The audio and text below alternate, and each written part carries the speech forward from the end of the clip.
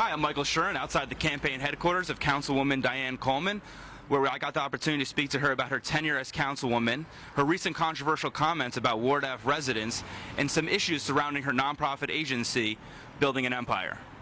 In an October 2012 profile of the special election for Ward F, then-candidate Diane Coleman made a promise on camera. Well, on day one that I get sworn in, when I win, I'm going straight to the chief of police, and I'm going to ask him to get that foot patrol up in this area.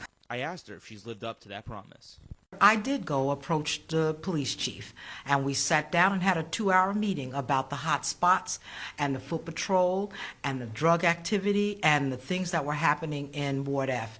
And if you go out there now, you will see that he worked with us very well, and we now have active foot patrol on MLK Drive, all the way down to Monticello Avenue and on Ocean Avenue. So it worked out well, and the streets are clearing up very good. Recently, the councilwoman has made headlines for comments related to a jobs program for Jersey City residents, suggesting all residents of Ward F were criminals. Well, I made some kind of remark, I don't know what it was, and it seemed like I said everybody in Ward F wouldn't be eligible.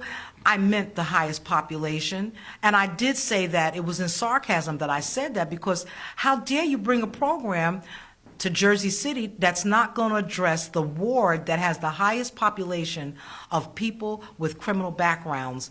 So you're saying that Ward F, those people are not going to be able to be serviced, and I was upset. Despite the hurt feelings of some Ward F residents, the councilwoman refused to apologize.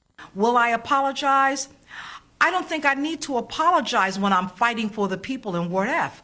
I don't think I need to apologize for getting foot patrol on the street. I don't think I need to apologize when I'm trying to get jobs for those people who deserve a second chance. And I don't think I need to apologize when the fight was all about bringing resources to Ward F.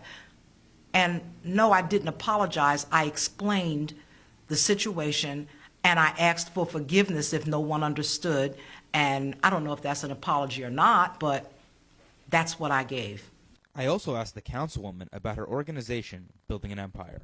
I came from corporate America, and I took an early retirement, a buyout or whatever you call it, when a company is moving out of New Jersey. Mm-hmm. And I took that money and I invested it in Building an Empire because I wanted to do something to give back to the community. Because I've seen the need in this community. I've lived in Ward F for over 45 years. So before I even started Building an Empire, I had been an advocate for people who are in need of assistance, trying to work their way through life's trenches. After concerns regarding Building an Empire's tax status were brought to Hudson County TV, I addressed some potential problems associated with the organization. Is Building an Empire a nonprofit organization, 501c3? Yes, it is. It's a nonprofit 501c3. Unfortunately, the statement was incorrect, as Building an Empire's 501c3 status was revoked for failure to file a Form 990 from 2007 to 2009, in accordance with new federal guidelines. The councilwoman explained the issue. No, they've been filed. They've been filed up to 2011. Well, then why did the IRS revoke your 501c3 status for not filing? We filed from 2007, 8, 9, 10, and 11. No, 2008, 9, 10, and 11, which was current at the time, at one time. And we filed them, and we paid the additional fees, and our 501c3 status is in review right now, and we have documentation stating that. And if they haven't updated the records, I have letters stating that they've received all of my 990 forms, and they're in review. So that was last year that I received that letter. So yes, they've received them all.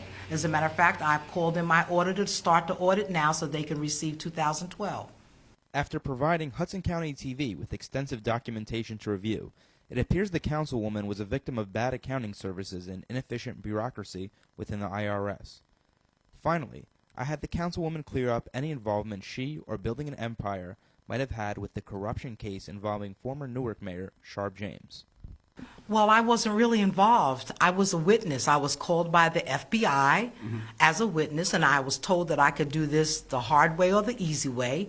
And so I asked what the easy way was, and the easy way was to cooperate. So I was called because one of the people that was involved with Sharpe James, which it was not me, was an associate of mine and that had been involved with the structuring of Building an Empire at its onset. However, they did not want to stay and be involved, so they wrote a letter stating that they were no longer wanted to be involved. And the FBI came and asked me to see the files, and I showed them all the files and the legal papers and the letter that this person was no longer involved. But I was never involved with Sharpe James. I was a witness, and I was subpoenaed to be a witness by the FBI. For further information, please visit HudsonCountyTV.com.